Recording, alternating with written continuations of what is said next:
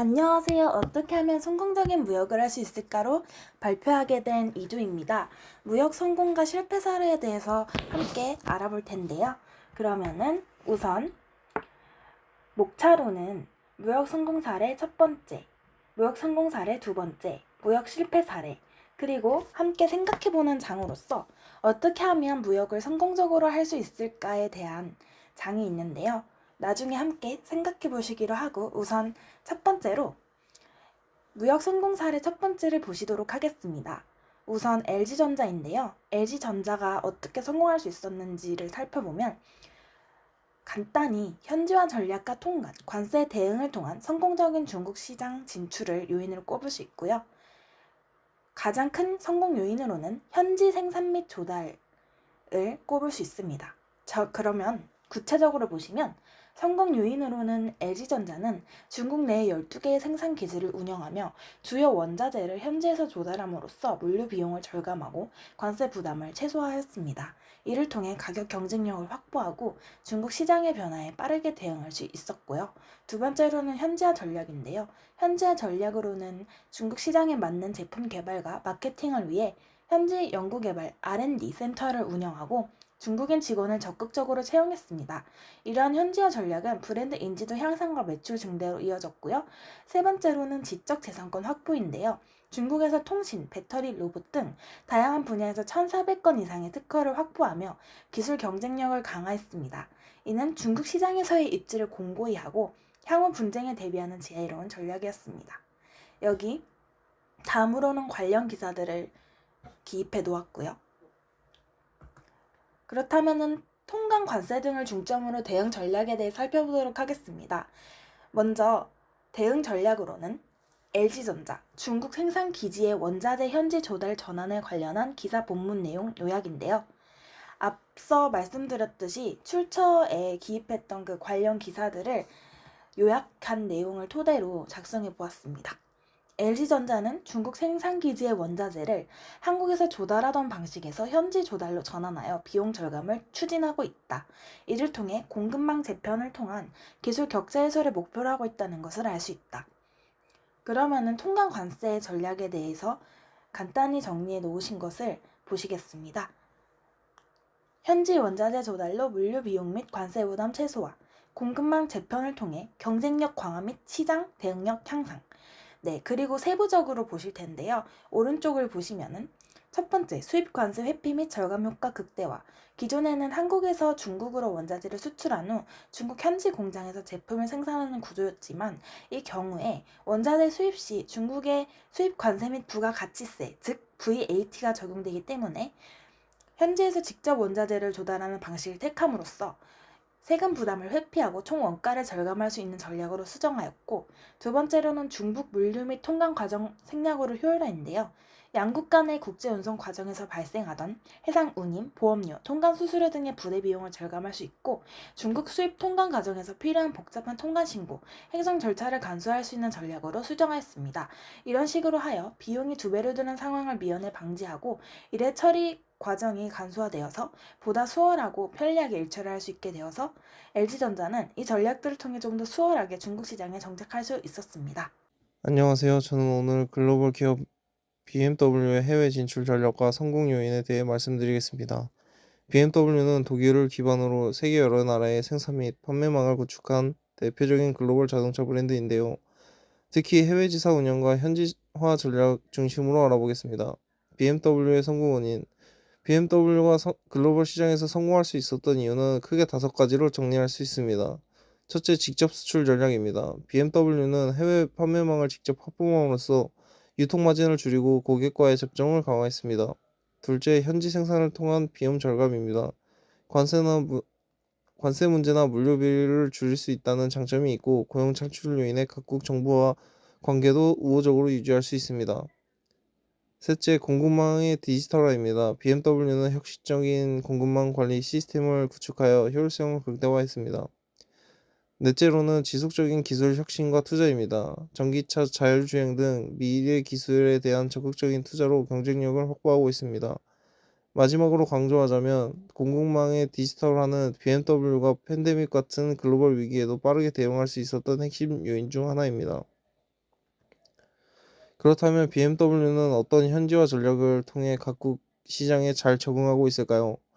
가장 대표적인 예가 미국입니다. BMW는 미국 관세를 피하기 위해 현지 생산량을 지속적으로 늘리고 있습니다.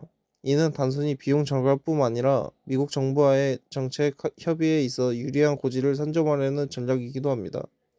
실제로 미국 정책 결정가들과 관세 면제에 대한 지속적인 논의가 이루어지고 있고, 이러한 협상을 바탕으로 BMW는 미국 시장에서 안정적인 판매를 이어나가고 있습니다. 또한 중국에서도 중국 전기차 전용 공장을 건설하며 세계 최대 전기차 시장인 중국에 대해 대응력을 높이고 있습니다. 이는 글로벌 친환경 트렌드에 발맞춤 전략이라고 볼 수 있습니다. BMW의 글로벌 생산 및 지사 운영입니다. 먼저 BMW의 해외 지사 운영 현황을 살펴보겠습니다. BMW는 독일 본사를 중심으로 미국, 멕시코, 남아프리카, 중국 등 약 7개 국가의 생산 시설을 운영하고 있습니다. 또한 브라질, 태국 등 약 6개 국가에는 현지 조립 형태를 생산을 진행하고 있는데요. 이러한 글로벌 생산 체계는 각 지역 시장의 수요를 빠르게 대응하고 물류 비용을 절감할 수 있다는 장점이 있습니다. 판매 범위 측면에서도 아시아, 태평양, 중동, 아프리카 지역에 다양한 BMW 그룹 자회사를 설립해 운영 중이며, 금융 부문에서도 아시아, 태평양 7개국, 세계의 협력 시장과 금융 서비스를 제공하고 있습니다. 이처럼 BMW는 단순히 생산뿐 아니라 판매, 금융까지 아우르는 통합된 글로벌 네트워크를 갖추고 있습니다. 한편 BMW는 소프트웨어 개발 전문 자회사인 BMW 카 IT GmbH도 운영하고 있는데요. BMW 카 IT GmbH는 독일에 본사를 두고 있으며 차량 내 디지털 시스템, 자율주행 기능, 커넥티드카 기술 등을 개발합니다. 즉 단순한 부품 회사가 아니라 차량의 미래 모빌리티를 위한 소프트웨어 기술을 전문적으로 개발하는 곳입니다. BMW가 하드웨어뿐 아니라 소프트웨어 중심 회사로 변모하는 데 있어 중요한 역할을 수행하고 있는 조직이라고 볼 수 있습니다. 이곳에서는 차량 및 모빌리티 디지털 전환에 대응하기 위해 품질 중심의 소프트웨어를 전문적으로 개발하고 있습니다. 정리하자면 BMW는 단순히 수출을 넘어서 현지 생산, 판매, 금융, IT까지 아우르는 종합적인 글로벌 전략을 펼치고 있으며, 디지털 전환 기술 혁신을 통해 지속적인 성장을 이어가고 있습니다. 감사합니다. 다음으로는 현대글로비스의 중국 무역 및 물류 실패 사례를 발표하겠습니다. 먼저 현대글로비스의 물류 플랜 초기 설정입니다.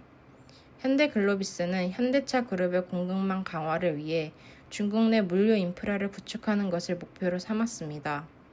이를 위해 중국의 주요 거점에 물류센터를 설립하고 현지 합작 법인을 설립하며 현대차 외의 다른 기업까지도 대상으로 물류 영업을 추진하는 전략을 세웠습니다. 하지만 이러한 전략은 이후 시행착오를 겪으며 여러 문제점이 드러났습니다. 다음 슬라이드부터는 그 문제점들과 구체적인 실패 요인들을 살펴보겠습니다. 첫 번째 실패 요인은 지역별 통관 운송 규제에 대한 대응 부족입니다. 중국은 중앙세관 외에도 지역별 세관이 각각 독립적으로 행정 절차를 운영하고 있습니다. 예를 들어 북경, 상하이, 광저우 등의 지역은 서로 다른 통관 기준을 가지고 있습니다. 하지만 현대글로비스는 중앙통제형 공급망만 고려한 채 이러한 지역별 차이를 간과했습니다. 그 결과 물류 이전은 시통관 지연, 서류 불일치, 각 지역 간 운송 단절 같은 심각한 문제가 발생했습니다.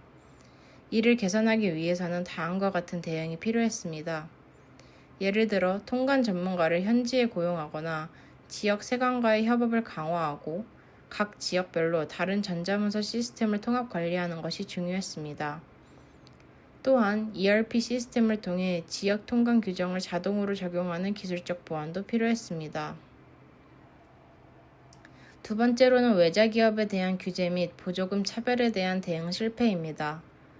중국은 자국 기업에 대해서는 세제 혜택이나 보조금, 토지 임대 특혜 등을 집중 제공하지만 외자 기업은 이에 해당하지 않아 운영비 부담이 훨씬 큽니다. 현대글로비스는 역시 이 문제를 피해가지 못했고 결국 현지 경쟁 업체에 비해 경쟁력이 뒤처졌습니다.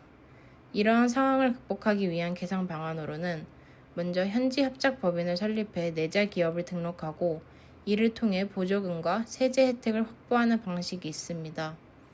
또한 스마트 물류 특구에 입주하거나 사전에 현지 정부와 MOU를 체결해 토지와 자산 사용에 유리한 조건을 확보하는 등의 전략도 효과적입니다. 그렇다면 어떻게 하면 무역을 성공적으로 할 수 있을까에 대해 같이 함께 생각해보는 Thinking 챕터인데요. 앞서 목차에서 말씀드렸듯이 생각해보는 장입니다. 첫 번째로는 중국 내 생산시설 자체 운영인데요. 한국에서 중국으로 물건을 들여올 때마다 통관을 받는 부담을 최소화하기 위해 중국 내에서 생산시설을 자체적으로 운영해 그에 대한 부담을 줄이는 방식입니다. 두 번째로는 현지 원자재 조달로 물류 비용 및 관세 부담 최소화인데요. 두 번째도 역시 첫 번째와 같은 맥락으로 이어지는데 현지 원자재를 사용함으로써 한국에서 다시 들여와 다시 통관을 받고 다시 중국 현지까지 들여오는 과정에서 돈이 이중으로 나가는 상황을 미연에 방지할 수 있습니다. 그리고 마지막 세 번째로는 전자통관 시스템 도입으로 통관 시간 단축 및 관세 업무 효율화인데요. 이 복잡한 통관 절차들을 전자시킴으로써 수고를 덜고 훨씬 더 편리하고 효율적으로 일이 진행될 수 있도록 돕는 방향을 도입하는 것입니다. 이렇게 크게 세 가지로 예를 들어서 무역을 한다면은 조금 더 성공적으로 무역을 할 수 있지 않을까 싶습니다. 이 세 가지가 바로 저희 조가 앞선 내용을 토대로 요약해 본 장이고요. 그러면은 지금까지 2조 김은양, 서채연, 채연우였습니다. 경청해 주셔서 감사합니다.